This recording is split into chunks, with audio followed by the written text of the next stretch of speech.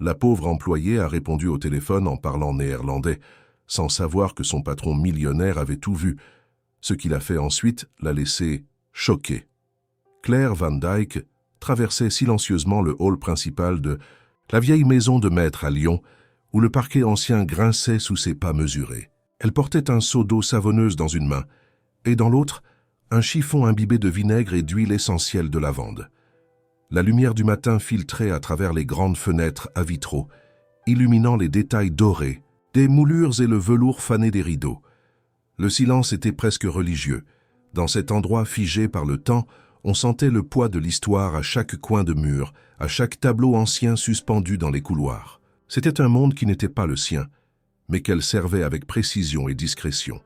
À 28 ans, Claire avait appris à se rendre invisible dans les demeures des autres.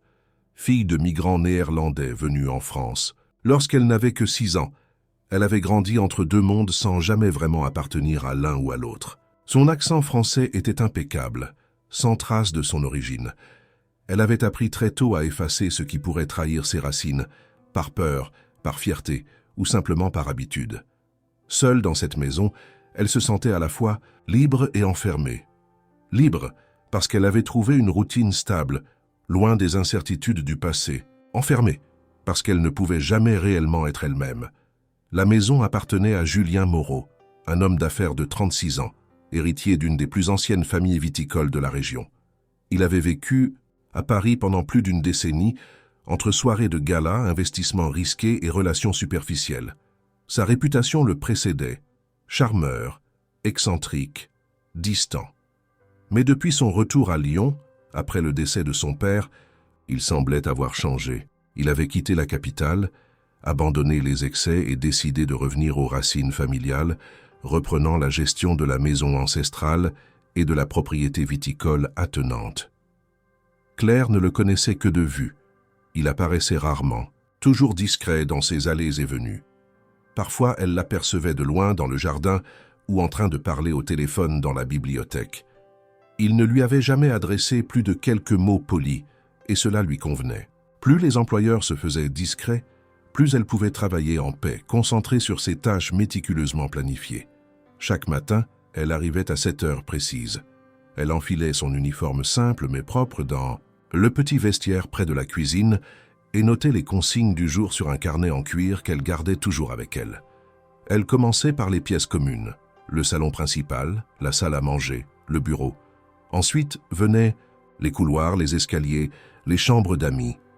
Elle terminait souvent par la véranda, un lieu qu'elle affectionnait particulièrement pour sa lumière et sa tranquillité. Là, elle s'accordait parfois une pause, assise sur une chaise en osier, observant les vignes au loin, les pensées perdues entre les souvenirs d'enfance et les préoccupations du présent. Elle avait été engagée 6 mois plus tôt par l'intendante de la propriété, une femme rigide et efficace nommée Madame Girard. Cette dernière ne posait jamais de questions et appréciait les employés qui ne parlaient pas inutilement. Claire avait rapidement gagné sa confiance, grâce à son sérieux, son organisation et son silence. Elle ne se mêlait pas aux autres employés. Elle évitait les conversations inutiles, se contentant d'un bonjour discret ou d'un hochement de tête. Certains la trouvaient froide, distante, mais c'était sa manière à elle de se protéger. En réalité, Claire portait un secret qu'elle avait enfoui profondément. Peu de gens savaient qu'elle parlait couramment le néerlandais. Même sa chef de service n'en avait aucune idée. Depuis l'adolescence, elle avait choisi de ne plus utiliser cette langue, sauf avec sa mère, dans l'intimité du foyer. Il y avait eu un événement, il y a longtemps, qui l'avait poussée à tirer un trait sur cette partie de son identité, un souvenir douloureux lié à son père disparu, un mystère jamais résolu, un vide que personne n'avait su combler. Depuis, elle gardait le néerlandais comme une chose fragile, presque honteuse, qu'elle ne sortait que lorsqu'elle était sûre de ne pas être entendue. Ce matin-là, comme tous les autres, elle inspectait les étagères de la bibliothèque, un plumeau à la main, lorsqu'elle aperçut un détail qui lui échappait habituellement. Un petit livre à la couverture bleue, dissimulé derrière une rangée de volumes plus anciens.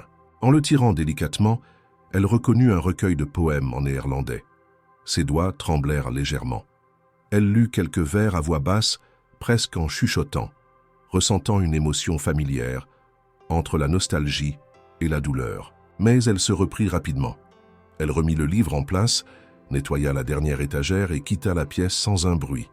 Elle savait que s'attarder sur de tels objets pouvait l'affaiblir, et elle ne voulait pas être faible. Elle avait une mission simple, travailler, gagner sa vie, protéger sa mère malade, et ne jamais laisser le passé prendre le dessus. Lorsqu'elle termina sa journée, aux environs de 5 heures de l'après-midi, elle rentra dans l'appartement modeste qu'elle partageait avec sa mère dans le quartier de la Guillotière. Là, les bruits de la rue, les voix des voisins, les odeurs de cuisine des immeubles anciens formaient un contraste saisissant avec le calme glacé de la maison Moreau. Elle y retrouvait une autre version d'elle-même, plus détendue mais aussi plus inquiète. Sa mère, souffrante depuis plusieurs semaines, refusait de consulter un spécialiste. Claire faisait de son mieux pour la soigner, mais l'anxiété grandissait chaque jour. Ce soir-là, après avoir préparé une soupe et installé sa mère, devant un feuilleton télévisé, elle s'assit seule dans la cuisine et relut une lettre ancienne, écrite de la main de son père, qu'elle conservait cachée dans un tiroir. Elle connaissait chaque mot par cœur, mais elle la relisait encore, comme pour y trouver une vérité nouvelle, un indice oublié. Elle se demandait si Julien Moreau connaissait quelque chose du passé de sa famille, si son retour à Lyon avait un lien quelconque avec les terres viticoles autrefois partagées par des noms aujourd'hui effacés. Mais elle repoussa cette idée. Elle n'était qu'une employée, une ombre parmi les ombres d'une maison trop grande. Julien Moreau était un monde à part, et elle n'avait aucune intention de s'y aventurer. Pourtant, quelque chose en elle frémissait doucement. Un pressentiment. Comme si le calme apparent n'était que la surface d'un lac prêt à être troublé. Elle ne savait pas encore que ce murmure enfoui dans sa langue maternelle, cette identité qu'elle avait tant tenté d'oublier, allait bientôt la trahir, et que Julien, sans qu'elle le sache, était déjà en train d'écouter. La pluie tombait drue ce jour-là sur les vitres anciennes de la véranda, transformant le paysage viticole en un tableau flou de verts et de gris. L'odeur de terre, mouillée, s'infiltrait doucement dans les pièces, accompagnée par le crépitement régulier des gouttes sur les ardoises du toit. Claire venait de terminer le nettoyage de l'office, les mains encore humides quand son téléphone vibra dans la poche de sa blouse. L'écran indiquait « Maman ». Une inquiétude soudaine lui noua la gorge. Sa mère n'appelait presque jamais pendant la journée, encore moins pendant ses heures de travail. Jetant un coup d'œil furtif autour d'elle, Claire s'adossa au mur du couloir désert près de l'escalier principal et décrocha « Allô, mam, what is er aan de hand ?» Sa voix tremblait. Elle avait retrouvé son accent d'enfance, celui qu'elle ne laissait réapparaître que dans l'intimité de leur petit appartement à la Guillotière. « Ik voel me niet goed, meisje. Het is erger geworden vandaag. Je n'ai presque pas pu me lever. » Sa mère semblait épuisée. La toux au bout du fil était rauque, inquiétante. Claire sentit une boule de chaleur douloureuse monter dans sa poitrine. Elle s'éloigna un peu plus dans le couloir, le dos contre une porte close. « Waarom heb je me niets eerder gezegd? Zei ik je niet dat je me moest bellen als het erger werd? Pourquoi tu n'as pas appelé le médecin? Ik wilde je niet storen, je werk zo hard. Et puis, je pensais que ça passerait. Mam, je moet echt naar het ziekenhuis. Je suis sérieuse. Je vais parler à ton médecin ce soir. Ne t'inquiète pas, je vais m'occuper de tout. » La conversation, bien que brève, laissa Claire bouleversée. Elle sentit son cœur battre plus vite, la culpabilité lui rongeait le ventre. Elle avait toujours tout donné pour protéger sa mère. Et voilà qu'elle se retrouvait impuissante, coincée dans une maison qui n'était pas la sienne, à devoir calmer ses émotions en silence. Elle raccrocha après avoir promis de rentrer plus tôt ce soir-là. Mais ce qu'elle ne savait pas, c'est qu'elle n'était pas aussi seule qu'elle le croyait. Depuis le haut de l'escalier, à mi-ombre derrière la rampe de fer forgé, Julien Moreau s'était arrêté en entendant les premiers mots. Il était revenu plus tôt que prévu de son déplacement à Beaune, un rendez-vous annulé ayant écourté son séjour. Il avait l'habitude de passer inaperçu dans sa propre maison, laissant les domestiques vaquer à leurs occupations sans intervenir. Mais cette fois, la voix qu'il avait entendue, chargée d'émotion, l'avait figé. C'était du néerlandais. Il en reconnaissait parfaitement chaque intonation, chaque mot. Cela faisait des années qu'il n'avait pas entendu cette langue dans sa maison. Et entendre Claire la parler, fluide, naturelle, le laissa sans voix. Il ne s'était jamais intéressé à elle au-delà des limites de la bienséance professionnelle. Elle était efficace, discrète, presque transparente. Mais soudain, cette transparence s'était fissurée. Derrière la femme silencieuse et ponctuelle, il y avait un secret. Et Julien, lui-même porteur de nombreux secrets, ne pouvait s'empêcher de se sentir interpellé. Il attendit que Claire raccroche et reparte vers l'aile de service avant de descendre lentement les marches, ses pensées bourdonnant. Ce n'était pas la première fois que le passé ressurgissait de manière imprévue dans cette maison, mais cette fois-ci, cela le concernait personnellement, car Julien avait, lui, aussi vécu en Hollande. De ses 17 à 24 ans, après une dispute violente avec son père, il avait fui la France pour suivre une femme dont il était tombé follement amoureux. Une histoire d'amour brève, intense et tragique. Il avait appris la langue, vécu à Rotterdam, travaillé dans une petite cave vinicole près de Maastricht. Ce pays faisait partie de lui, même s'il l'avait enfoui sous des années de luxe parisien. Il ne pouvait ignorer ce qu'il avait entendu.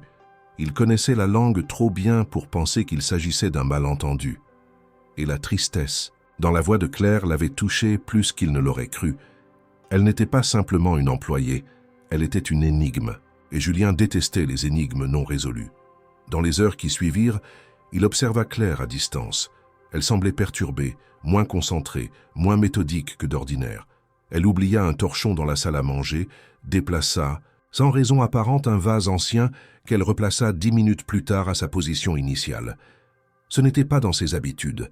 Julien, de nature plutôt distante, sentit naître en lui une étrange forme de curiosité, une tension presque adolescente, comme s'il avait été témoin de quelque chose d'interdit. Le soir venu, alors que la maison se vidait peu à peu, Julien entra dans la bibliothèque et se dirigea directement vers une étagère peu fréquentée. Il en sortit un ouvrage ancien relié de cuir, un dictionnaire néerlandais-français usé par le temps. Il le feuilleta distraitement comme pour raviver ses souvenirs. Il pensa à Claire, à sa voix, aux mots qu'elle avait prononcés, empreints de peur et de tendresse. Puis il referma le livre et le remit à sa place. Cette nuit-là, il rêva de Rotterdam, de ruelles mouillées, de vin rouge et de lettres qu'il n'avait jamais envoyées. Et pour la première fois depuis des années, il se demanda si son retour à Lyon n'était pas plus qu'une simple décision rationnelle. Claire, de son côté, rentra chez elle plus tôt que d'habitude. Sa mère, allongée sur le canapé, avait les joues pâles et les yeux cernés. Elle l'aida à se lever, à manger un peu, puis resta assise à ses côtés, tenant sa main en silence. Elle ne mentionna pas l'appel, ni les larmes qu'elle avait versées dans les couloirs de la maison Moreau. Elle gardait tout pour elle, et dans ce silence, elle ne savait pas que sa voix, pourtant discrète, avait déjà déclenché une suite d'événements qui changeraient à jamais le cours de leur vie. Le lendemain, tout semblait identique. Le même ciel gris, les mêmes couloirs silencieux, les mêmes tâches à accomplir. Mais derrière chaque geste, chaque regard, un changement invisible commençait à prendre forme. Car Julien avait entendu, et Julien se souvenait. Lorsque Julien ouvrit les volets de la chambre principale ce matin-là, la lumière crue du soleil hivernal inonda la pièce, chassant les ombres de la nuit. Le ciel était dégagé, d'un bleu net et tranchant, et les vignes encore nues s'étendaient en ligne rigide au-delà du domaine. Il n'avait pas bien dormi. Les mots de Claire, ou plutôt ceux qu'elle avait prononcés dans une langue qu'il n'avait pas entendue depuis des années, résonnaient encore dans son esprit. Il avait reconnu chaque inflexion, chaque hésitation. Ce n'était pas seulement du néerlandais. C'était un néerlandais intime, presque familier, celui des foyers modestes, des conversations pleines de pudeur et de douleur retenues. Julien n'était pas homme à s'attacher aux détails sans importance. Sa vie avait été faite de décisions rapides, de mouvements calculés, de gestes nets. Pourtant, quelque chose en Claire l'avait arrêté. Ce n'était pas son apparence. Elle était jolie, certes, mais discrète. Ni même sa manière de travailler, irréprochable, mais sans éclat. C'était le silence autour d'elle, cette impression qu'elle portait quelque chose de bien plus lourd qu'un seau ou un balai. Et maintenant, il comprenait qu'elle dissimulait un passé, tout comme lui. Julien avait quitté la France à 17 ans, en rupture totale avec son père, un homme autoritaire, rigide, qui n'avait jamais su exprimer l'amour autrement que par des exigences. La dispute avait été violente, et Julien était parti sans se retourner, emportant seulement un sac et une bourse bien remplie. Il s'était installé aux Pays-Bas avec l'aide d'un vieil ami de son grand-père, un vigneron excentrique installé près de Maastricht, qu'il avait pris sous son aile. Pendant 7 ans, Julien avait vécu là, travaillant dans les vignes, apprenant les secrets du sol et du raisin, mais aussi les rudiments de la langue et de la vie simple. Ce fut aussi là qu'il tomba amoureux d'Annika, une étudiante en botanique qui venait souvent faire des recherches dans les serres du domaine. Leur relation fut intense et sincère, mais se termina brutalement lorsqu'elle mourut dans un accident de voiture, une nuit pluvieuse, où Julien l'attendait pour un dîner qu'elle n'honora jamais. Après cela, quelque chose en lui s'était éteint. Il était revenu à Paris, reprenant son rôle d'héritier, acceptant les responsabilités que son père voulait lui imposer. Il enterra son passé sous des piles de contrats et de rendez-vous, d'affaires, effaçant tout ce qui lui rappelait la Hollande, y compris la langue qu'il parlait alors couramment, jusqu'à ce que Claire parle. Sa voix, cet accent, cette mélodie douce et grave, tout l'avait ramené à cette époque oubliée, et il ne pouvait pas ignorer ce rappel. Ce jour-là, il passa plusieurs heures dans son bureau à examiner d'anciens dossiers liés à la propriété. Il avait toujours su que certains documents concernaient des accords passés avec des producteurs étrangers, notamment néerlandais, mais il n'avait jamais prêté attention aux détails. À présent, chaque mention prenait un sens nouveau. Il trouva parmi les papiers jaunis une correspondance datant de plus de 25 ans, entre son grand-père et un certain Richard Van Dyck. Le nom résonna en lui comme un écho sourd. Van Dyck. Il n'y avait pas 1000 manières de l'écrire, ni 1000 façons de le prononcer. Il revit alors Claire au téléphone, luttant contre les larmes. Le lien devenait tangible, presque évident. Il garda cette découverte pour lui, pour le moment. Il n'était pas homme à se précipiter. Il voulait comprendre qui elle était vraiment, et surtout pourquoi elle cachait si farouchement son identité. Pendant les jours suivants, Julien observa Claire plus attentivement.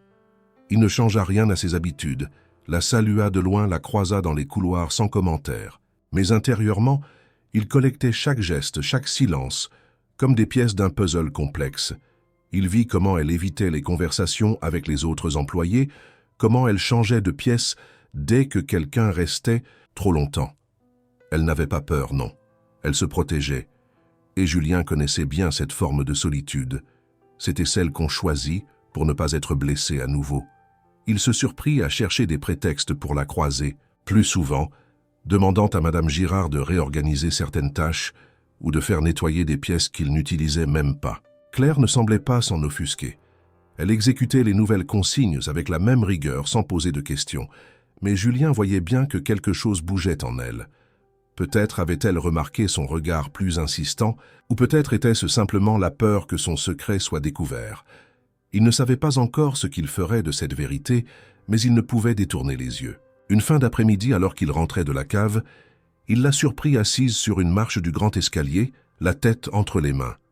Elle ne pleurait pas, mais son corps tout entier semblait replié sur lui-même. Il fit mine de ne pas la voir et monta dans sa chambre sans bruit. Il aurait pu lui parler, lui tendre la main, mais il attendait encore. Il voulait que ce soit elle qui vienne à lui. Ce même soir, il relut les lettres de Richard Van Dyck. Elles parlaient de vendanges, de conditions climatiques, de cépages. Mais entre les lignes, il y avait autre chose. Une chaleur, une confiance, presque une amitié entre cet homme et son grand-père.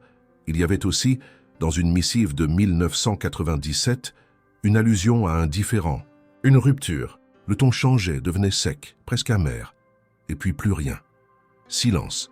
Comme si les deux familles avaient coupé tout contact du jour au lendemain. Julien ferma le dossier avec lenteur. Il ne savait pas encore ce que Claire savait, ni même si elle connaissait l'existence de ces lettres. Mais il sentait que le passé était sur le point de refaire surface et qu'il ne pourrait pas l'ignorer bien longtemps. Ce n'était plus simplement de la curiosité, c'était une nécessité, pour elle, pour lui, pour comprendre enfin ce que leur famille avait enterré ensemble, des décennies plus tôt. Il ne pouvait plus se contenter d'observer, il devait agir, mais avec prudence, car il savait, au plus profond de lui, que ce qu'il découvrirait risquait de bouleverser bien plus que son quotidien tranquille à Lyon. Le lendemain, la lumière du petit matin traversait les rideaux de lin de la salle à manger, et la poussière dansait dans l'air calme, tandis que Claire disposait les couverts pour le petit déjeuner. Ses gestes étaient précis, mécaniques, le fruit d'une routine répétée 1000 fois. Pourtant, ce jour-là, elle sentait une tension inhabituelle dans ses muscles, comme si quelque chose de latent s'apprêtait à se manifester, depuis l'appel à sa mère et l'angoisse qu'elle avait ressentie Une part d'elle-même restait en alerte, presque fébrile. Elle avait le sentiment confus d'avoir été vue, entendue, mise à nu sans le vouloir. Elle tentait de se convaincre que ce n'était qu'une impression, mais son instinct ne la trompait que rarement. Julien entra dans la pièce d'un pas, calme, vêtu de façon décontractée, mais son regard trahissait une intention. Il la salua d'un simple bonjour, sans insistance, puis se dirigea vers la cafetière. Claire sentit son cœur accélérer imperceptiblement. Elle fit mine de se concentrer sur le réajustement des serviettes, évitant de croiser son regard. « Good morgen, Claire !» lança-t-il soudainement, d'un ton neutre mais distinct. La phrase, en néerlandais, tomba dans la pièce comme un verre brisé. Claire se figea. Son souffle se coupa, et ses doigts se crispèrent autour d'une assiette en porcelaine qu'elle posa lentement, comme pour gagner du temps. Elle resta immobile, le dos tourné, espérant que le silence suffirait à effacer ce qu'elle avait entendu. Mais Julien ne bougea pas, attendant visiblement une réaction. Il y eut un long moment où seuls les bruits de la machine à café et des pas d'un domestique dans le couloir accompagnaient le silence tendu entre eux.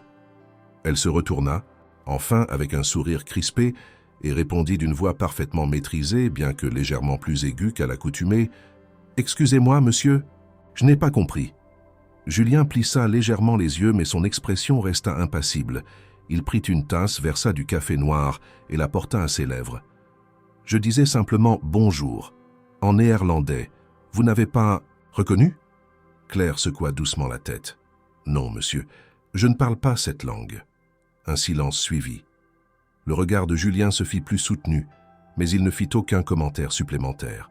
Il acquiesça doucement, comme s'il venait de confirmer un soupçon, puis il se détourna, buvant son café en regardant par la fenêtre. La tension dans la pièce resta suspendue, palpable. Claire, de son côté, sentait ses jambes prêtes à flancher. Elle avait menti. Il le savait. Elle le sentait. Et pourtant, il n'insistait pas.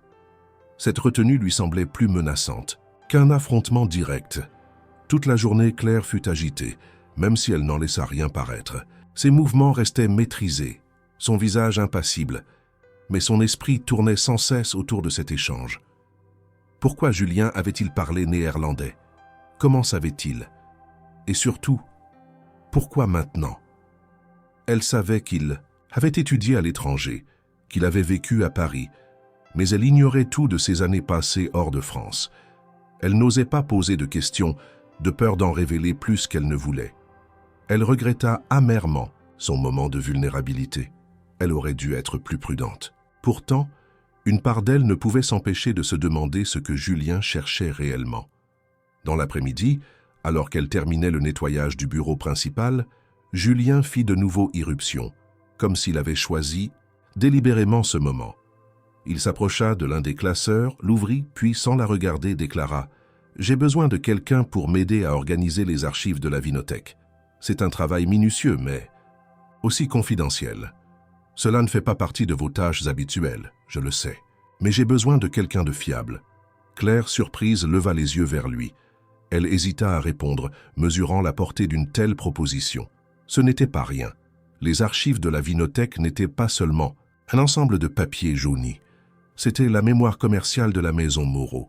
Y avoir accès, c'était toucher à l'histoire profonde du domaine. « Je ne suis pas certaine d'être la personne idéale pour cela, monsieur, » répondit-elle prudemment. « Je ne connais rien à la gestion viticole. » Julien sourit légèrement, presque imperceptiblement. « Ce n'est pas ce que j'ai dit. J'ai besoin de rigueur, de discrétion et de quelqu'un qui sait lire entre les lignes. Je pense que vous êtes tout à fait capable. » Il la laissa là, sans plus de justification. Le message était clair. C'était une offre mais aussi une mise à l'épreuve. Claire sentit que refuser serait suspect. Accepter cependant la rapprochait dangereusement de ce qu'elle voulait éviter. Être mêlée aux histoires familiales, être visible. Mais elle n'avait pas le luxe de décliner. Elle hocha la tête. « Très bien, monsieur, je m'en occuperai. » Dès le lendemain, elle fut installée dans une petite pièce attenante à la cave principale, où étaient entreposés les vieux registres, les lettres, les contrats, tout ce qui avait forgé la réputation de la maison Moreau depuis le XIXe siècle. L'odeur du papier ancien et de la cire lui rappelait les archives municipales où elle avait, enfant, tenté de retrouver une trace de son père. Elle se perdit vite dans les classeurs, les liasses ficelées, les enveloppes ouvertes, à moitié. Et parmi ces documents, elle commença à remarquer des détails troublants. Des correspondances en néerlandais, des contrats signés avec des producteurs hollandais, des noms qui lui rappelaient des bribes d'histoires racontées par sa mère. Tout semblait relié, comme si son monde qu'elle croyait enterré ressurgissait dans cet endroit même qu'elle croyait étranger. Julien ne revint pas la voir de la journée, mais elle savait qu'il n'était pas loin, qu'il attendait, qu'il l'observait peut-être sans qu'elle le voie. La partie avait commencé et elle ne pouvait plus reculer. Le vent s'engouffrait dans les vieux volets du grenier transformés en salle d'archives, faisant trembler par moments les papiers empilés sur la longue table de bois. Claire s'y trouvait depuis plusieurs heures déjà, penchée sur une série de registres poussiéreux, entourée d'un silence si profond qu'elle pouvait entendre les aiguilles de la vieille horloge murale tourner. Les pages jaunes se succédaient sous ses doigts gantés, pleines de chiffres, de dates, de noms. Elle avançait lentement mais méthodiquement, tenant à jour une fiche de tri que Julien lui avait remise. Pourtant, son esprit vagabondait de plus en plus souvent. Elle n'arrivait pas à chasser de ses pensées cette phrase lancée en néerlandais et la proposition inattendue qui s'en était suivie. Depuis le premier échange, quelque chose en elle s'était fissuré. Elle sentait que l'étau se resserrait, que son passé ne resterait pas enterré encore longtemps. Ce jour-là, la lumière déclinante de l'après-midi filtrait à travers une lucarne au verre épais, projetant une clarté dorée sur la pile suivante de documents. Claire tira un carton du fond d'une étagère. Il semblait plus ancien que les autres, avec une étiquette presque illisible où ne subsistait qu'un mot en lettres tremblantes. Correspondance. À l'intérieur, des lettres entassées, sans ordre apparent, certaines encore dans leurs enveloppes, d'autres ouvertes, certaines jaunies au point d'en devenir friables. Elle en sélectionna quelques-unes, les rangea en piles. Français, néerlandais, autres langues. Puis ses yeux tombèrent sur une enveloppe partiellement ouverte, au papier épais, usé sur les bords, dont l'écriture manuscrite attira immédiatement son attention. Elle la reconnut avant même de lire le nom complet. Heer Van Dyck. Son cœur manqua un battement. Elle n'avait pas vu ce nom depuis plus de 20 ans. Et pourtant, le voir écrit là sur un document poussiéreux dans une maison où elle n'aurait jamais dû trouver trace de lui, la glaça. Ses mains tremblaient lorsqu'elle tira la lettre de son enveloppe. Le papier était jauni, mais l'encre, d'un bleu profond, restait lisible. Elle lut d'abord les premières lignes comme dans un rêve, incapable de comprendre ce qu'elle lisait. Puis, soudain, les mots prirent sens, et la voix de son père, absente depuis si longtemps, sembla lui parler à travers les phrases. La lettre était datée de 1999. Elle était adressée à Monsieur Étienne Moreau, le grand-père de Julien. Le ton était personnel, presque affectueux, comme s'il existait une amitié ancienne entre les deux hommes. Son père parlait de vendanges, de retards dus au climat, mais surtout, il mentionnait un projet commun, une parcelle de vigne achetée à moitié, une promesse d'héritage. Les dernières lignes étaient plus confuses, trahissant une tension, un désaccord naissant. Il y faisait allusion à une décision injuste, à un malentendu qui, sans être nommé, semblait avoir mis fin à leur collaboration. Claire sentit les larmes monter, mais les retint de justesse. Elle ne pouvait pas pleurer ici, pas maintenant. Elle replia la lettre presque machinalement, puis, prise d'une impulsion, la glissa dans la poche intérieure de son gilet. Elle savait que c'était une faute. Elle aurait dû la laisser là, la classer, l'archiver comme toutes les autres. Mais c'était son père, c'était son histoire, et personne n'avait le droit de la lui reprendre. Elle referma la boîte, reprit le tri avec des gestes plus brusques. Mais elle ne put rester concentrée. Une boule s'était formée dans sa gorge, et elle sentait ses yeux s'embuer malgré elle. Elle se leva, fit quelques pas dans la pièce, s'arrêta devant la fenêtre étroite. De là, elle voyait les vignes s'étendre à perte de vue, baignées dans une lumière dorée. Elle essuya furtivement ses joues avec la manche de son pull, inspirant profondément pour reprendre contenance. C'est alors qu'elle sentit une présence. Elle se retourna lentement. Julien se tenait à l'entrée de la pièce, les bras croisés, silencieux. Il ne faisait aucun bruit, ne disait rien. Il la regardait simplement. Claire sentit la panique l'envahir. Avait-il vu? Avait-il deviné ce qu'elle avait fait? Son regard était indéchiffrable, mais elle percevait quelque chose de différent, une douceur mélangée à une curiosité contenue. « Vous avez trouvé quelque chose d'intéressant » demanda-t-il enfin, d'un ton calme. Elle secoua la tête, tentant de contrôler sa voix. Rien de plus que de vieux courriers d'affaires. Il s'avança lentement dans la pièce, s'arrêtant à quelques pas d'elle. Il regarda la table, les piles, les registres. Ce sont parfois les lettres les plus personnelles qui contiennent les vérités les plus précieuses, murmura-t-il, presque pour lui-même. Claire sentit une chaleur lui monter aux joues. Il savait. Peut-être pas précisément, mais suffisamment pour comprendre qu'elle avait touché à quelque chose d'important. Elle serra les poings pour ne pas trembler. Julien, sans insister, se tourna vers la sortie. « Prenez le temps qu'il faut, Claire. Je sais que ce travail n'est pas facile, mais je vous fais confiance. » Puis il disparut dans le couloir, laissant derrière lui un silence plus lourd encore. Claire resta immobile un long moment. La lettre, dans sa poche, semblait brûler contre sa peau. Ce soir-là, dans sa chambre, elle la relut à la lueur d'une petite lampe. Les mots de son père, mêlés à des souvenirs flous, la submergèrent. Elle se revit, enfant, assise sur les genoux d'un homme au rire profond, dans un jardin rempli de raisins quelque part entre la France et les Pays-Bas. Elle se rappela les chansons murmurées, les histoires inventées, puis le vide soudain, l'absence, les années de silence. Elle comprenait maintenant que cette maison, ces terres, ces archives, n'étaient pas seulement celles des Moreau. Elles portaient aussi l'empreinte de son sang. Elle ignorait encore comment ni pourquoi les chemins de sa famille s'étaient entrecroisés avec ceux de Julien. Mais elle savait que cette lettre était la première pièce d'un puzzle bien plus vaste, et que quoi qu'il en coûte, elle irait jusqu'au bout. Le matin suivant, le ciel au-dessus de Lyon était d'un gris uniforme, pesant. Une pluie fine tombait en continu, ruisselant lentement le long des vitres de la maison Moreau. L'air sentait la terre mouillée et le bois ancien. Claire arriva plus tôt que d'habitude. Elle avait à peine dormi. Toute la nuit, la lettre de son père n'avait cessé de tourner dans sa tête.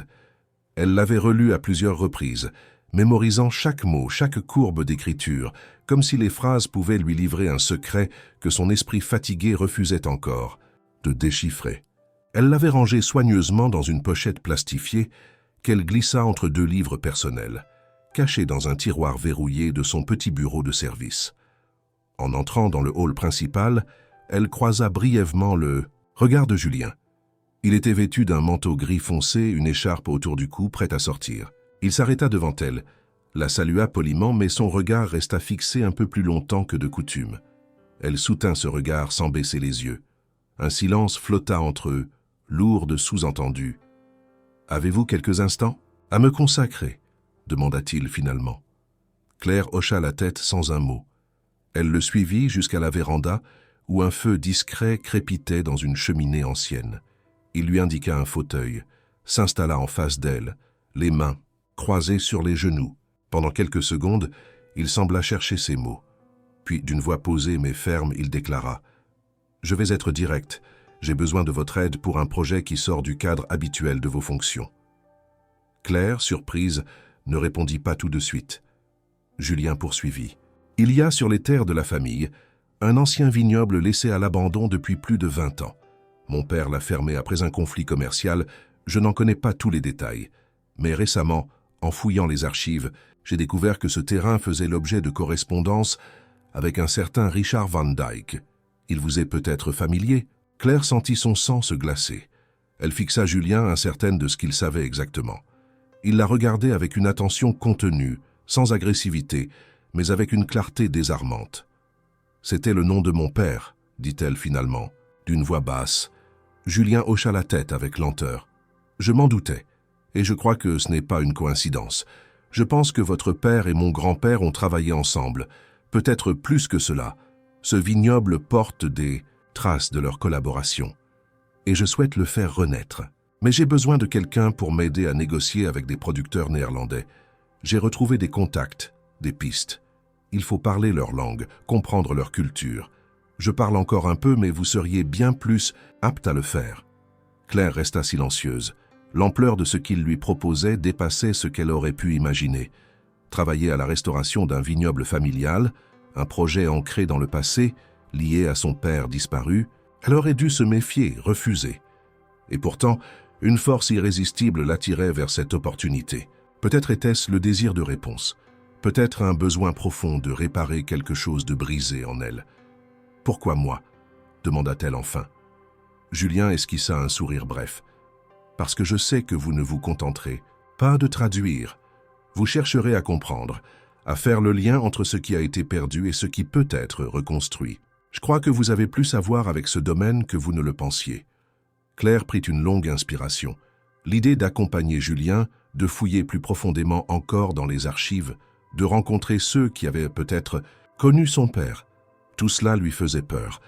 Mais c'était une peur mêlée d'excitation. L'instinct de fuite se battait avec celui de découverte. « Très bien, dit-elle enfin. J'accepte. Mais à une condition. » Julien releva les sourcils, intrigué. « Je veux avoir accès à toutes les lettres, à tous les documents liés à ce vignoble, sans exception. Et je veux pouvoir poser toutes les questions que je juge nécessaires. » Il hocha la tête, sans hésiter. « Accordé. » Ils restèrent là quelques instants, sans parler, écoutant la pluie contre les vitres et le feu qui craquait doucement. Claire sentit que quelque chose avait changé. Ce n'était plus seulement une relation entre employeur et employé. C'était une alliance tacite, fragile, mais fondée sur une vérité qui les dépassait tous deux.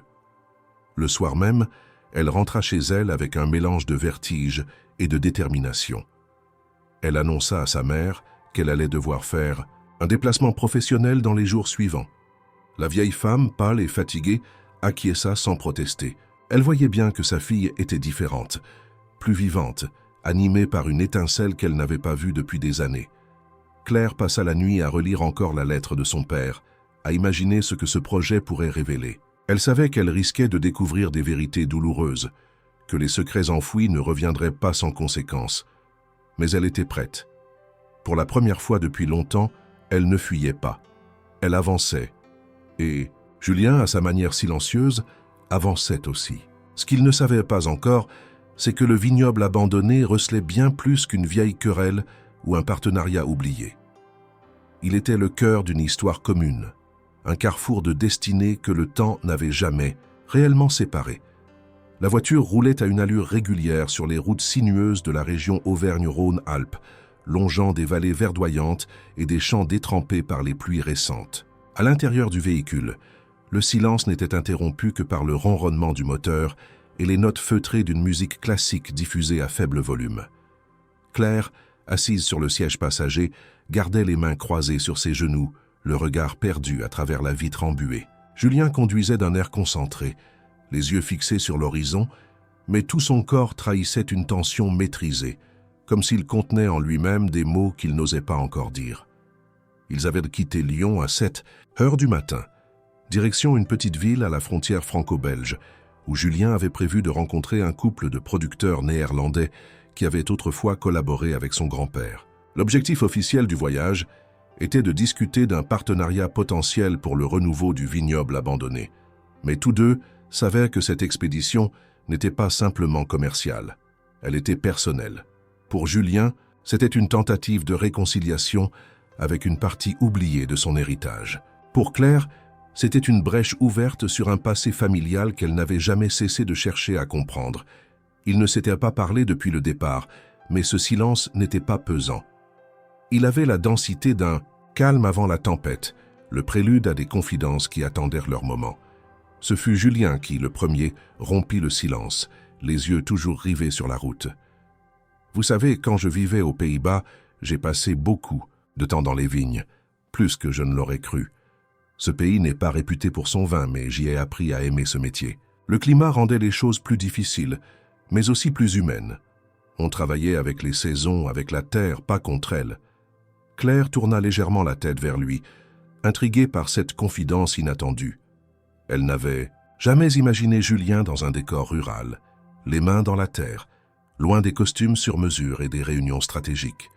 Elle comprenait maintenant que son rapport au vin n'était pas qu'une question d'héritage, mais aussi d'expérience vécue. « Mon père disait que la vigne ne ment jamais, » répondit-elle doucement. « Que si tu triches avec elle, elle se venge à la prochaine récolte. » Julien esquissa un sourire. « C'est exactement ce qu'on m'a appris là-bas. Et pourtant, j'ai passé des années à ignorer cette vérité, à vivre dans un monde où tout est manipulable. Aujourd'hui, j'essaie de revenir à quelque chose de plus vrai. » Ils continuèrent à parler ainsi, par bribes, sur des sujets qui semblaient anodins, mais qui, peu à peu, tissaient un lien inattendu. Ils évoquèrent leur lecture, leur ville préférée, les musiques qui les apaisaient. Julien raconta une anecdote sur un concours de dégustation raté à Amsterdam. Claire rit, sincèrement, pour la première fois depuis longtemps. Le son de son propre rire lui parut étrange, presque étranger, comme s'il appartenait à une autre version d'elle-même. L'atmosphère entre eux changea imperceptiblement. Ce n'était plus seulement un employeur et une employée en déplacement professionnel. Il y avait une forme de complicité discrète, née de leur douleur commune, de leur silence respectif. Claire sentit sa méfiance s'effriter, non pas parce qu'elle lui faisait entièrement confiance, mais parce qu'elle percevait chez lui une faille, une vulnérabilité semblable à la sienne. À leur arrivée dans la petite ville, le vent soufflait fort. Ils furent accueillis dans une auberge rustique, dont les murs en pierre grise semblaient avoir résisté à plusieurs siècles d'intempéries. Les propriétaires, un couple dans la soixantaine, parlaient un néerlandais ancien ponctué de mots français, avec cette chaleur bourrue des gens de la terre.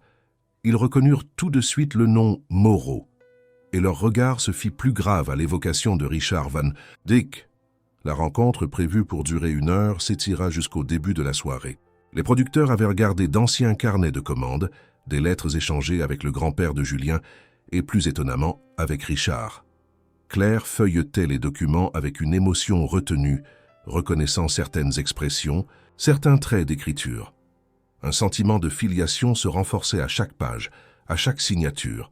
C'était comme si les pièces du puzzle, jusqu'ici éparpillées, se rassemblaient enfin. Julien observait Claire discrètement, touché par sa concentration, par la façon dont ses doigts frôlaient les pages, comme s'ils caressaient des souvenirs.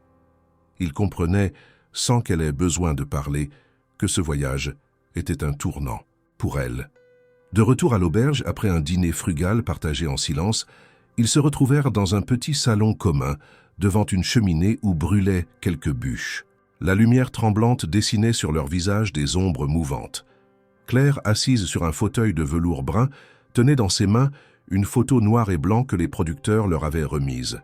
On y voyait 2 hommes, l'un grand et fin, l'autre trapu et moustachu, posant devant un chai. Julien, assis en face d'elle, reconnut immédiatement son grand-père. Claire, elle, identifia son père sans hésiter. Elle porta la photo à son cœur, dans un geste involontaire, presque enfantin. « Je ne savais pas qu'il s'était connu à ce point, murmura-t-elle. Et moi, je ne savais même pas que ce terrain avait une histoire aussi riche, répondit Julien. J'ai grandi entouré de secrets. Mon père ne parlait jamais du passé. Mon grand-père non plus. Aujourd'hui, je me rends compte que je ne connais qu'une infime partie de ce que je croyais être mon héritage. » Claire le regarda longuement. Elle aurait voulu lui dire qu'elle comprenait, que son propre père s'était volatilisé sans laisser de traces, qu'elle avait passé des années à chercher un sens à cette disparition. Mais les mots restèrent bloqués dans sa gorge. À la place, elle lui tendit la photo. Julien la prit avec délicatesse, la contempla un moment, puis la rendit à Claire. « Gardez-la. Elle vous revient. » Le silence s'installa à nouveau, mais cette fois il n'était pas pesant. Il était plein de choses non dites, d'une confiance en construction. Lorsqu'ils montèrent chacun dans leur chambre, il n'y eut pas de promesses, pas de regards équivoques. Mais tous deux savaient que désormais leur relation avait changé. Ils n'étaient plus seulement 2 êtres réunis par hasard dans une maison ancienne. Ils étaient devenus 2 héritiers involontaires d'un passé commun, 2 témoins d'une histoire oubliée. Et si l'avenir restait incertain, au moins avaient-ils franchi ensemble une première frontière. Le retour à Lyon fut silencieux. Le paysage défilait derrière les vitres de la voiture, un mélange de champs inondés, de collines nues et de forêts grises. Claire regardait sans vraiment voir, perdue dans ses pensées, la photo des 2 hommes serrés contre sa poitrine, dans une pochette en carton brun.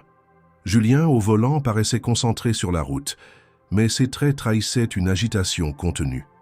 L'atmosphère, autrefois teintée de curiosité et de découverte, s'était chargée d'un poids nouveau. Quelque chose avait changé, imperceptiblement mais irréversiblement, dans l'équilibre fragile entre eux. Dès leur arrivée à la maison Moreau, Julien se replongea dans ses affaires. Il s'enferma plusieurs heures dans son bureau, feuilletant des contrats, étudiant des rapports et rédigeant des courriels. Claire, elle, retourna au classement des archives, cherchant parmi les documents laissés en suspens d'éventuelles traces du nom de son père. Mais son esprit ne cessait de revenir à une pensée lancinante. Pourquoi ce vignoble avait-il été abandonné si brusquement? Et pourquoi son père, après avoir manifestement participé à sa création, avait-il disparu sans explication de la vie des Moreau et de la sienne? Le lendemain, en fin d'après-midi, alors qu'elle traversait le couloir menant à l'aile ouest de la maison, Claire aperçut Julien qui sortait de la bibliothèque, un dossier noir à la main. Elle allait détourner le regard, comme à son habitude, mais il l'interpella d'un ton neutre. « Claire, vous avez un moment? J'aimerais vous montrer quelque chose. » Elle le suivit, légèrement méfiante, jusqu'à la salle de réunion, attenant au bureau principal. Julien déposa le dossier sur la table, l'ouvrit puis fit glisser vers elle une copie de contrat imprimée sur un papier au filigrane discret. Il ne parla pas immédiatement. Il la regarda dans les yeux comme pour jauger sa réaction. Claire baissa les yeux et commença à lire. À mesure que ses yeux parcouraient les lignes, une colère sourde monta en elle. Le document était un accord de partenariat commercial avec un groupe de viticulteurs néerlandais. Mais ce n'était pas cela qui la bouleversait, c'était le nom inscrit dans les premières lignes comme consultant de référence pour la renaissance du vignoble, Herr Van Dyck. Claire releva brusquement la tête, son visage livide. « Vous avez utilisé le nom de mon père, sans m'en parler, sans mon accord ?» Julien garda son calme, mais ses traits se durcirent légèrement. « Je n'ai rien inventé. Ce nom figurait déjà dans les anciens accords que j'ai retrouvés. Certains des producteurs néerlandais ne voulaient pas entendre parler des Moreau. Ils avaient confiance en votre père. Ce nom a permis de rouvrir le dialogue. Vous avez joué avec l'identité d'un homme disparu depuis plus de 20 ans. Vous avez utilisé son nom comme un outil de négociation, comme une signature fantôme, sans aucun respect pour ce qu'il représentait pour moi, ni même pour la vérité. Claire, je ne l'ai pas fait par légèreté. Je pensais que ce projet pouvait vous permettre de... Ce projet? Vous pensiez me manipuler avec ça? Vous pensiez que je me laisserais entraîner dans vos affaires de famille parce que vous avez exhumé un passé auquel je n'ai jamais eu accès? Elle recula d'un pas, ses mains tremblant. Sa voix, d'ordinaire mesurée, était devenue tranchante, presque douloureuse à entendre. Julien resta silencieux un moment, puis prit une inspiration. « Je n'ai jamais voulu vous blesser. Ce nom n'est pas une manœuvre. C'est une trace, une présence, et je croyais sincèrement que cela pouvait vous rapprocher de lui. Je me suis peut-être trompé, mais mon intention n'a jamais été de vous manipuler. Vous vous êtes trompé, en effet, et profondément. » Claire tourna les talons, quittant la pièce d'un pas rapide, laissant derrière elle une tension qui semblait geler l'air. Elle traversa la maison comme une ombre, récupéra ses affaires personnelles dans sa chambre de service et sortit sans dire un mot à personne. Elle ne prit pas le bus comme d'habitude. Elle marcha longuement, sous un ciel de plomb, les rues de Lyon s'étirant devant elle comme un labyrinthe familier devenu étranger. Ce soir-là, de retour chez elle, elle resta des heures assise dans le silence du salon, la photo de son père posée sur la table basse. Sa mère dormait déjà, inconsciente du tumulte intérieur qui dévastait sa fille. Claire pensait à tout ce qu'elle avait cru découvrir, à tout ce qu'elle avait laissé émerger d'elle-même en travaillant avec Julien. Elle s'en voulait d'avoir été naïve, de s'être laissée émouvoir, d'avoir cru qu'un projet pouvait devenir une quête de vérité. Peut-être avait-elle confondu collaboration et confiance, passé commun et lien sincère. Mais au fond d'elle, une autre voix, plus douce, murmurait que Julien n'avait pas agi par cruauté, qu'il avait lui aussi cherché à comprendre, qu'il avait, peut-être maladroitement, voulu réparer quelque chose. Malgré tout, le lien entre eux semblait désormais brisé. Une confiance fragile avait été fêlée par un choix unilatéral, par une décision prise dans l'ombre d'un nom trop lourd à porter. Claire se demandait si elle pourrait encore retourner à la maison Moreau, si elle aurait la force de continuer à chercher dans les archives un père dont elle ne connaissait plus que les traces indirectes. Et pourtant, quelque chose en elle refusait d'abandonner, une intuition peut-être, ou cette sensation persistante que l'histoire n'était pas encore terminée. Elle ignorait ce que Julien ferait désormais, mais elle, de son côté, savait qu'elle ne pouvait pas reculer. Elle devait aller au bout, pas pour Julien, pas même pour son père, mais pour elle-même. Les jours qui suivirent à la rupture avec Julien furent marqués par une intensité silencieuse dans la vie de Claire. Elle continua son travail à la maison Moreau, mais leurs chemins ne se croisèrent plus. Julien, de son côté, semblait s'être volontairement effacé, confiné, à son bureau ou en déplacement. Les rares fois où elle l'aperçut, ce fut de loin, à travers une fenêtre ou au détour d'un couloir. Il ne tenta aucune approche, ne prononça aucune excuse. Le vide entre eux semblait s'être élargi, alimenté par l'incompréhension, et le poids de ce nom qu'il avait utilisé sans en mesurer la portée intime. Claire, pourtant, n'abandonna pas ses recherches. Une part d'elle voulait encore comprendre, aller au bout de cette histoire dont elle ne connaissait que les fragments. Elle passait chaque soir des heures dans la pièce d'archives, triant, classant, cherchant des lettres oubliées, des registres de transactions, des carnets de bord. C'était un travail solitaire, presque obsessionnel, mais nécessaire. Elle ne savait pas ce qu'elle espérait découvrir exactement. Peut-être des preuves que son père n'était pas celui que l'absence avait transformé en figure floue, peut-être un message caché entre les lignes, une vérité jamais dite. Un soir, alors que la lumière déclinait derrière les vitres, ternes de la pièce, elle découvrit un carnet relié en cuir, glissé derrière une pile de classeurs. Il n'avait pas de titre, pas de date visible. En l'ouvrant, elle reconnut immédiatement l'écriture de son père. Cette même écriture qu'elle avait vue sur les rares lettres que sa mère avait gardées, qu'elle avait lues et relues, cherchant à deviner l'homme derrière les mots. Ce carnet n'était pas un journal à proprement parler, mais plutôt une série de réflexions, de notes personnelles, de souvenirs liés au travail dans les vignes. Il y parlait de la terre, de la météo, des rendements, mais aussi d'hommes, et parmi eux, un nom revenait souvent, Étienne Moreau. Les premières pages étaient pleines d'admiration. Il y décrivait Étienne comme un visionnaire, un homme, dur mais juste, qui avait vu en lui plus qu'un simple ouvrier. Il parlait de la complicité qui s'était tissée entre eux, des discussions autour des cépages, des expériences menées ensemble. Puis, au fil des pages, le ton changeait. Le respect demeurait, mais une déception s'infiltrait dans les phrases. Richard y évoquait des désaccords sur la direction à donner au vignoble, sur les méthodes employées, sur la répartition, des bénéfices. Il laissait entendre que certaines décisions avaient été prises sans consultation, que son travail avait été invisibilisé au profit d'un nom déjà établi. Et surtout, il faisait allusion à une promesse non tenue. Une entrée en particulier attira l'attention de Claire.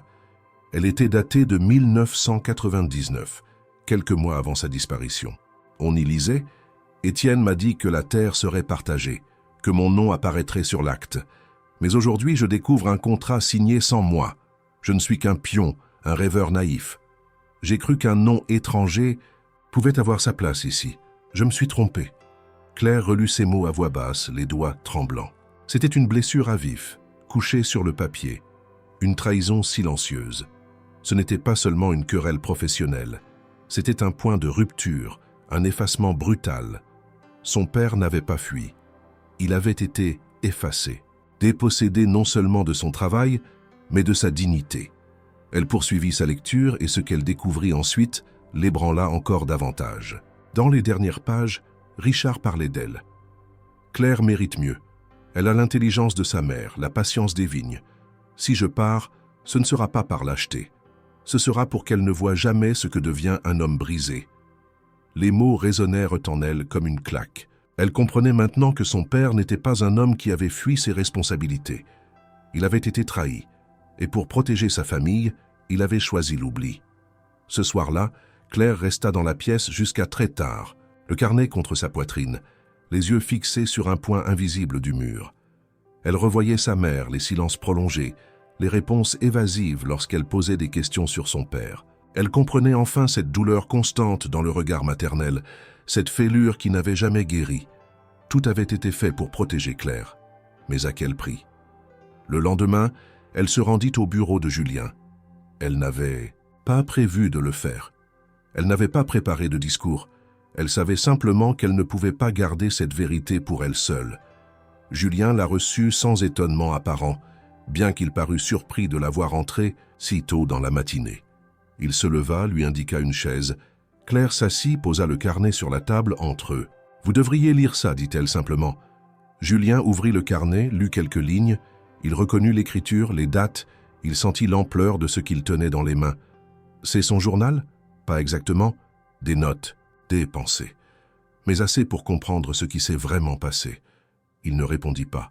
Il tourna les pages lentement, absorbé. Claire l'observa. Elle voyait dans ses traits les prémices de la culpabilité. Il n'avait rien fait. Pas directement. Mais il portait en lui le poids de ce nom. Moreau, qui avait écrasé un homme venu d'ailleurs, porteur d'un rêve trop ambitieux pour l'époque. « Je ne vous demande rien, Julien. Je ne veux pas d'argent, ni de terre, ni de reconnaissance. Public, je veux seulement que vous sachiez, que vous compreniez pourquoi j'ai réagi comme je l'ai fait. Ce nom, mon nom, il ne doit plus être une ombre.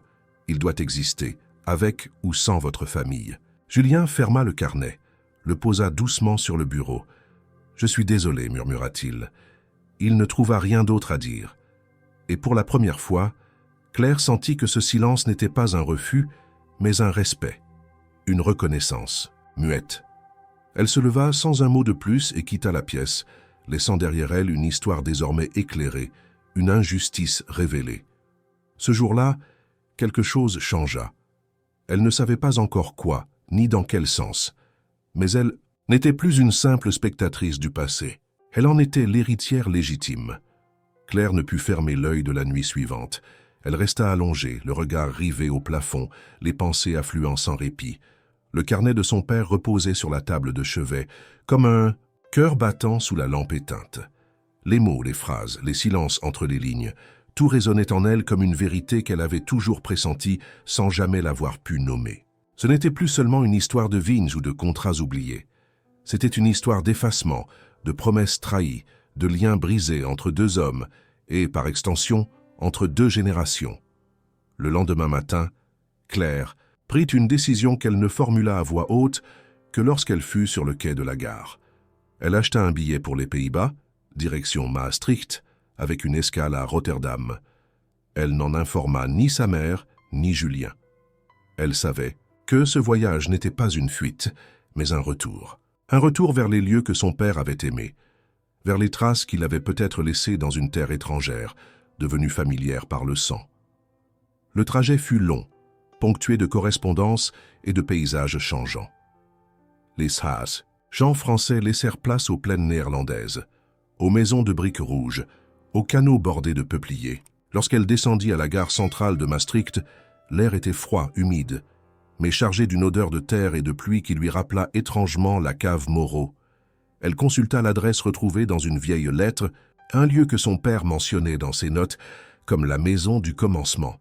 Il s'agissait d'une ancienne ferme à la lisière de la ville, qu'il avait louée lors de ses premières années de travail dans la région. Claire prit un taxi, le cœur battant à tout rompre. Lorsqu'elle arriva, elle découvrit une bâtisse aux murs de pierre couverts de mousse, un jardin laissé à l'abandon et des volets fermés. Elle n'espérait pas y trouver des réponses concrètes.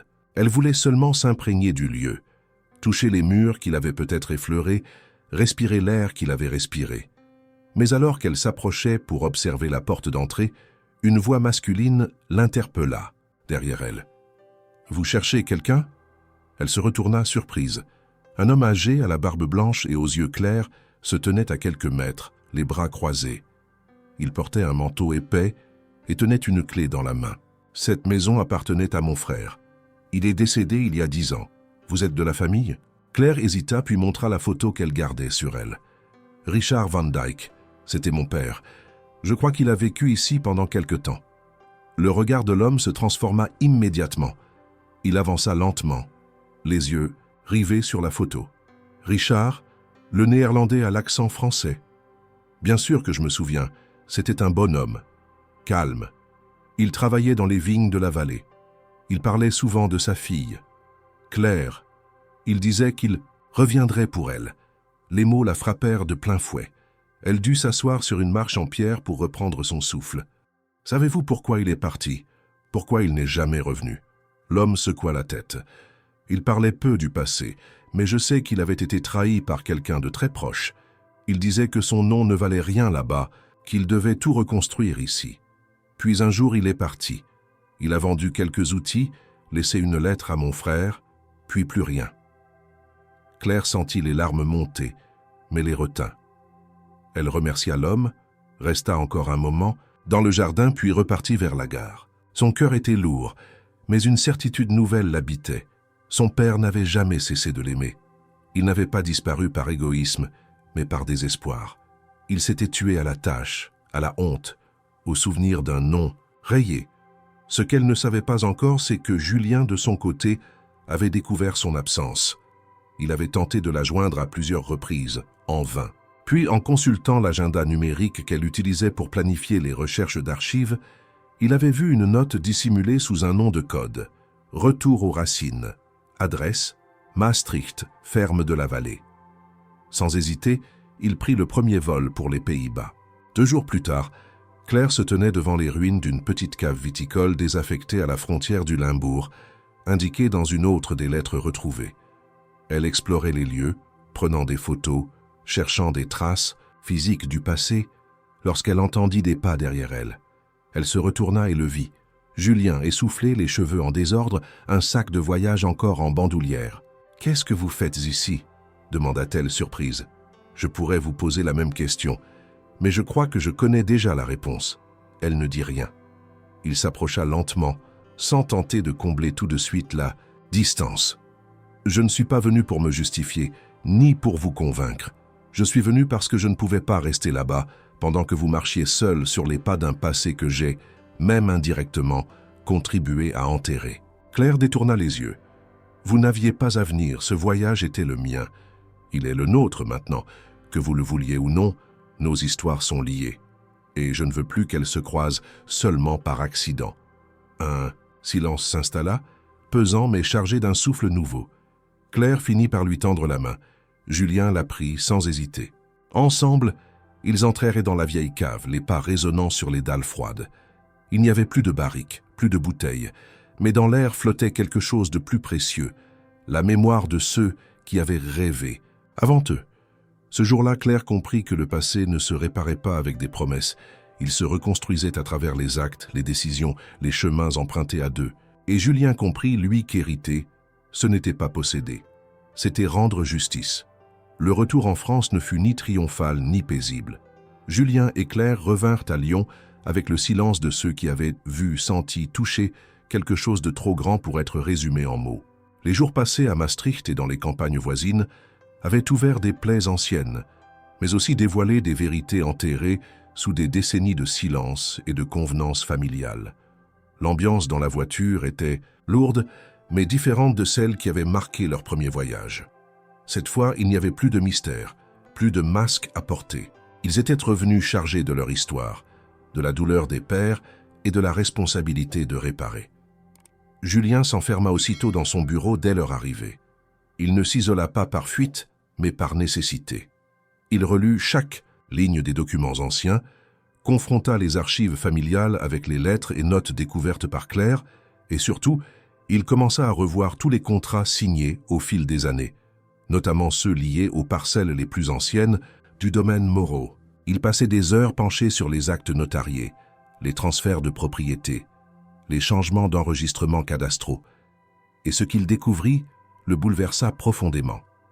Un acte, en particulier, daté de l'année 1999, attira son attention. Il s'agissait du transfert final d'une parcelle de 3 hectares située au sud-est du domaine, officiellement enregistrée au nom de la famille Moreau. Mais dans les annotations marginales, une mention avait été effacée au stylo noir, remplacée par une formule vague sur un partenaire étranger n'ayant pas finalisé son engagement. Julien, intrigué, consulta les archives de la chambre notariale de la région. Il y découvrit une copie plus ancienne du contrat, conservée dans les registres de l'époque. La parcelle avait bel et bien été acquise conjointement par Étienne Moreau et Richard Van Dyck.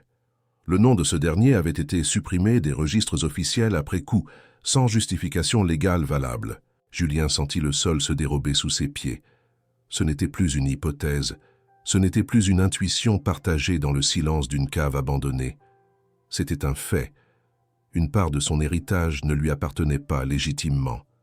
Il passa une nuit entière à réfléchir à la manière d'agir. Ses avocats, consultés discrètement, lui confirmèrent que même des années plus tard, la descendance de Richard pouvait légalement revendiquer une partie du domaine, à condition de produire des preuves que Claire détenait désormais. Le matin suivant, Julien convoqua Claire dans la salle du conseil, une pièce rarement utilisée sauf pour les réunions importantes. Lorsqu'elle entra, elle vit les documents étalés sur la table, les copies des anciens contrats, les actes notariés, les extraits du cadastre. Julien, debout près de la fenêtre, se retourna avec un visage grave. « Je sais maintenant. J'ai trouvé ce que vous cherchiez depuis le début, et je suis prêt à corriger ce qui a été fait. » Claire s'approcha lentement, les bras croisés. « Vous allez me proposer un arrangement ?» Julien secoua la tête. « Non, je vais vous restituer ce qui vous revient. Officiellement, cette parcelle, les 3 hectares du sud-est, elle est légalement vôtre. Je peux faire les démarches moi-même, ou vous pouvez faire appel à votre propre avocat. Mais je ne veux pas que vous dépendiez de ma décision. Ce n'est pas une faveur, ni une dette, c'est une restitution. » Claire resta silencieuse. Elle fixait les papiers, les tampons, les signatures, mais son regard était ailleurs. Finalement, elle leva les yeux vers lui. « Je ne veux pas de terre, Julien. Je ne veux pas d'argent, mon père n'aurait pas voulu non plus. Ce qu'il voulait, c'était qu'on reconnaisse qu'il avait existé, qu'il avait contribué à quelque chose de vrai, et qu'on ne l'avait pas effacé sans conséquence. » Julien hocha la tête, profondément touché. Il comprenait enfin ce que Claire avait voulu lui dire depuis le début. Elle n'avait jamais voulu prendre. Elle avait voulu qu'on se souvienne. « Alors, dit-il, je ferai inscrire son nom comme cofondateur du domaine, sur les registres, dans les archives, sur les prochaines étiquettes. Ce ne sera pas symbolique. Ce sera officiel. » Claire le regarda longuement. Un moment passa, puis elle murmura « Merci ». Il y avait dans ce mot toute la reconnaissance, mais aussi toute la fatigue d'un combat mené sans relâche. Julien s'assit lentement, le regard perdu vers la fenêtre, où les premières feuilles du printemps commençaient à frémir. Claire, elle, resta debout, droite, comme une silhouette nouvelle, née de la mémoire d'un homme qu'on avait trop longtemps ignoré. Les jours suivants furent consacrés aux démarches administratives, aux mises à jour juridiques, aux annonces officielles. Julien organisa une petite conférence de presse locale, non pas pour faire parler de lui, mais pour présenter le nouveau visage du domaine. Dans son discours, il évoqua Richard Van Dyck, son travail, son engagement et la décision tardive mais sincère de lui rendre sa place dans l'histoire de la maison Moreau. Claire était présente, assise au premier rang, le regard fixé sur les mains jointes devant elle. Elle ne souriait pas, elle écoutait. Elle gardait le silence comme on garde un héritage. Cette reconnaissance, pourtant, ne changeait pas tout. Elle n'effaçait pas l'absence. Les années perdues, les questions restaient sans réponse. Mais elle posait une base solide, un socle sur lequel quelque chose de nouveau pouvait enfin être construit. Claire sentait que sa place dans cette histoire ne se limitait plus au rôle de spectatrice ou d'enfant de disparu. Elle devenait actrice d'un futur possible. Julien, de son côté, prenait conscience que l'héritage ne valait rien s'il n'était pas partagé. Il avait hérité d'une terre, d'un nom, d'un empire en sommeil. Mais sans mémoire, sans justice, ces pierres n'étaient que des murs. Avec Claire, il entrevoyait une autre manière de faire, une autre manière d'être. Pas dans la dette ni dans la charité, mais dans la construction. Ils ne se parlèrent que peu après l'événement. Chacun avait besoin de solitude, de respiration. Mais un matin, Julien déposa sur le bureau de Claire une enveloppe blanche contenant un croquis. Il s'agissait d'une étiquette de vin encore à l'état de projet. Au centre, en lettres sobres, « Rencontre ». En dessous, 2 signatures imprimées, J. Moreau and C. Van Dyck. Claire resta longtemps à observer ce papier, puis elle le rangea dans son sac. Elle ne savait pas encore ce qu'elle allait répondre, mais elle savait désormais qu'une autre histoire était prête à commencer.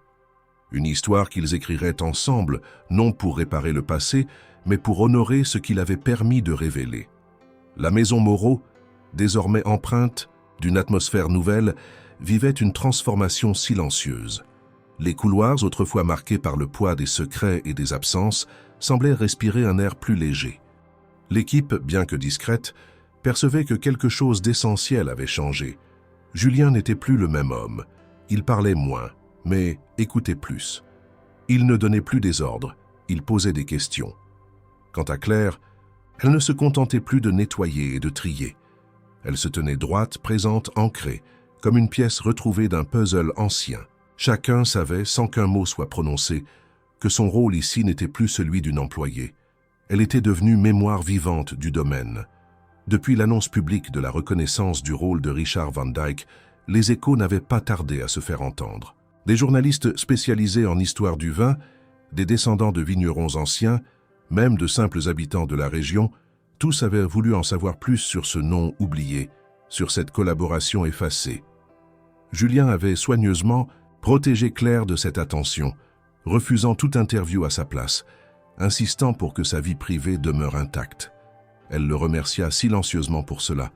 Ce n'était pas la célébrité qu'elle recherchait, mais la justesse. Un mois après la conférence de presse, Julien convoqua une réunion dans le petit salon du domaine, en présence de quelques membres du conseil d'administration et de Claire. Il avait devant lui un dossier brun, relié par une ficelle de coton et quelques feuillets imprimés. Il se leva, regarda chaque personne dans la pièce, puis déclara d'un ton clair, sans détour, « J'ai pris une décision. Ce domaine a besoin d'un nouveau départ. Pas seulement économique, mais moral. Nous avons bâti notre réputation sur une histoire tronquée.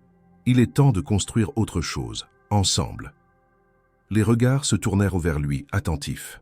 Julien ouvrit le dossier et fit passer des documents à chacun. Claire prit le sien en dernier, le feuilleta. Elle découvrit un acte de cession partielle. Julien avait décidé de transférer officiellement une partie de la propriété. Non, pas seulement les 3 hectares liés à l'affaire Van Dyke, mais aussi un bâtiment annexe du domaine, au nom de Claire. Pas à titre de compensation, mais comme socle d'un projet commun. Il poursuivit, « Je ne vous demande pas de reprendre une activité viticole classique. Ce que je propose, c'est de lancer une nouvelle ligne de production.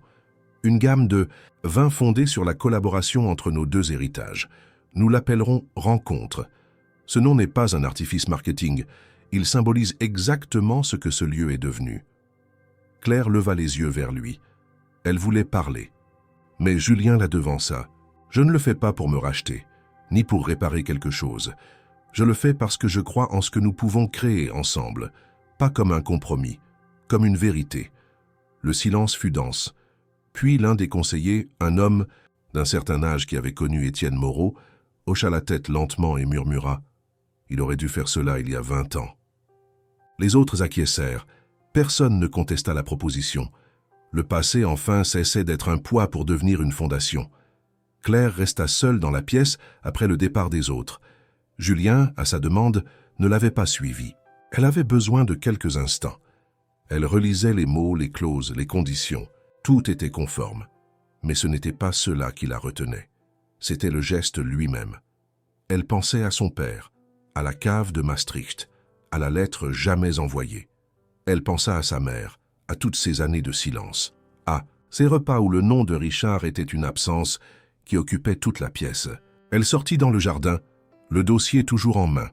Le soleil déclinait, peignant les pierres de la maison d'une lueur dorée. Elle s'assit sur le banc de pierre où, quelques mois plus tôt, elle avait pris une pause entre 2 nettoyages. Le monde avait changé depuis.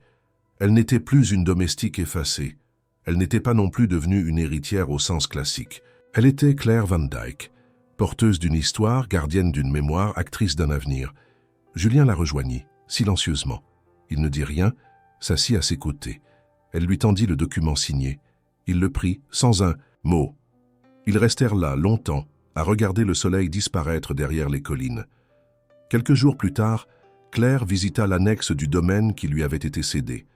Il s'agissait d'un vieux chai de pierre, abandonné, depuis des années, mais dont les fondations étaient solides. L'endroit sentait encore le raisin séché, le bois ancien, les fermentations oubliées. Elle y vit un lieu de renaissance. Non pas une usine, mais un atelier. Un espace où l'on pourrait expérimenter, transmettre, créer du vin autrement. Elle esquissa les plans avec une architecte locale, choisie pour son respect du patrimoine. Elle recruta un œnologue venu de Belgique, bilingue comme elle. Et surtout, elle imposa une règle. Chaque bouteille de rencontre porterait un nom issu d'une lettre retrouvée, d'un mot écrit par ceux qui avaient bâti cette histoire. Julien suivit tout cela avec une distance respectueuse. Il ne s'imposa pas. Il ne donna pas d'avis sans qu'on le lui demande. Mais il était là à chaque étape importante. Lorsqu'on posa la première poutre, lorsqu'on installa la première cuve, et enfin lorsque le premier fut scellé avec une étiquette blanche sur laquelle on pouvait lire « Récolte d'une promesse ». Le soir de cette inauguration discrète, Claire leva un verre à la mémoire de son père. Elle ne prononça pas de discours. Elle leva simplement les yeux vers Julien qui comprit. Tout avait été dit, le reste se vivrait. Et peut-être, pensa-t-elle en regardant la lune se refléter dans le vin rouge, que certaines histoires ne trouvent leur sens qu'après avoir été transformées en gestes. Le vent du matin soufflait doucement sur les coteaux de Bordeaux, caressant les rangées ordonnées de vignes encore couvertes de rosée. Dans le grand hall d'exposition, les stands prenaient vie peu à peu, les caisses de vin s'ouvraient, les bouteilles s'alignaient sur les nappes blanches, les étiquettes, soigneusement, orientées vers les visiteurs qui ne tarderaient pas à affluer. C'était la première fois que Claire participait à un événement de cette ampleur, non pas comme spectatrice ou assistante, mais comme représentante officielle d'une nouvelle marque, d'un projet personnel devenu réalité. Elle portait un tailleur sobre, élégant, et tenait dans ses mains la première bouteille de la cuvée Rencontre, millésime de l'année précédente, produite dans le chai restauré avec patience, courage et silence. À ses côtés, Julien ajustait les derniers éléments du stand. Des panneaux explicatifs sur l'histoire du projet, des photographies du vignoble, des copies encadrées des lettres retrouvées, ainsi qu'un petit encart discret à la mémoire de Richard Van Dyck. Il ne disait rien, mais ses gestes trahissaient une émotion contenue. Pour lui aussi, cette journée était une consécration, non d'un exploit commercial, mais d'une transformation intérieure. Il avait commencé ce projet avec l'arrogance de celui qui croit pouvoir réparer les fautes avec des actes. Il le poursuivait aujourd'hui avec l'humilité de celui qui a appris à se taire et à laisser l'autre exister pleinement. Les Saxa, premiers visiteurs, arrivèrent à 9 heures du matin.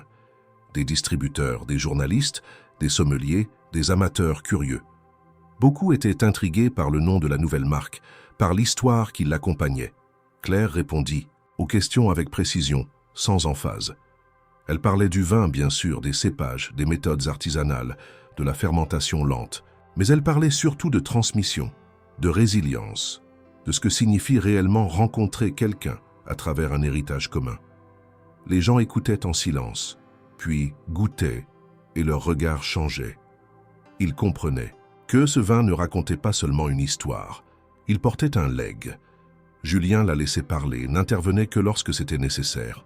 Il avait compris que la parole de Claire, sa voix, était devenue la plus légitime pour porter ce projet. Il observait avec une fierté discrète, comme on regarde une graine pousser après l'avoir plantée dans une terre que l'on croyait infertile. Vers midi, un vieil homme s'approcha du stand. Il tenait une canne sculptée à la main et portait un chapeau usé par les ans. Il demanda à parler à Claire en particulier. Lorsqu'elle s'approcha, il posa une petite boîte en bois sur la table. « Je suis le fils de Guérit, dit-il simplement. Il travaillait avec votre père. Il partageait les mêmes outils, les mêmes espoirs. Il m'a parlé de vous. Il m'a demandé, avant sa mort, de vous remettre ceci si jamais je vous croisais un jour. » Claire ouvrit la boîte avec des gestes précautionneux. À l'intérieur, une petite grappe de raisin sculptée dans de la pierre volcanique et un billet écrit à la main. « À Claire, ce que ton père a planté, tu l'as fait. » Grandir. Elle sentit les larmes monter mais les retint. Elle remercia l'homme d'une poignée de main ferme. C'était plus qu'un hommage. C'était un cercle qui se refermait, une boucle enfin complétée. L'après-midi passa rapidement. Les bouteilles s'écoulaient à un rythme soutenu. Les retours étaient enthousiastes, sincères. Les compliments pleuvaient, mais Claire restait sobre. Elle ne voulait pas que ce succès devienne une autre forme de fuite. Ce vin, cette récolte, c'était le fruit d'un passé difficile, d'une histoire douloureuse, mais aussi d'un amour reconstruit. Elle ne l'avait pas produit pour briller, mais pour relier. Julien s'approcha d'elle à la fin de la journée. Le stand se vidait, les lumières s'adoucissaient. Il lui tendit un verre de la dernière cuvée. « Tu sais, dit-il, je n'ai jamais cru au destin, mais je crois au choix, et je suis heureux que tu sois resté, que tu aies choisi de rester. » Claire leva son verre. « Je n'ai pas choisi de rester. J'ai choisi d'avancer, avec ou sans toi. Mais si tu veux marcher à mes côtés, alors oui. Je suis là. » Ils trinquèrent en silence. Les mots n'étaient plus nécessaires. Tout avait été dit, vécu, compris. Cette nuit-là, de retour à l'hôtel, Claire resta seule quelques instants sur le balcon. Elle regardait la ville s'étendre sous les étoiles, pensant à son père, à sa mère, aux lettres, aux terres, à la colère, à la paix. Elle pensa aussi à Julien, à la manière dont il avait changé, non pas pour elle, mais avec elle. Elle sourit. Pas un sourire de victoire, un sourire calme, doux de ceux que l'on esquisse lorsque l'on se sent enfin à sa place. Ce n'était pas une fin, ce n'était même pas un recommencement. C'était une récolte, et chaque récolte, elle le savait désormais, portait en elle la promesse d'un nouveau chapitre.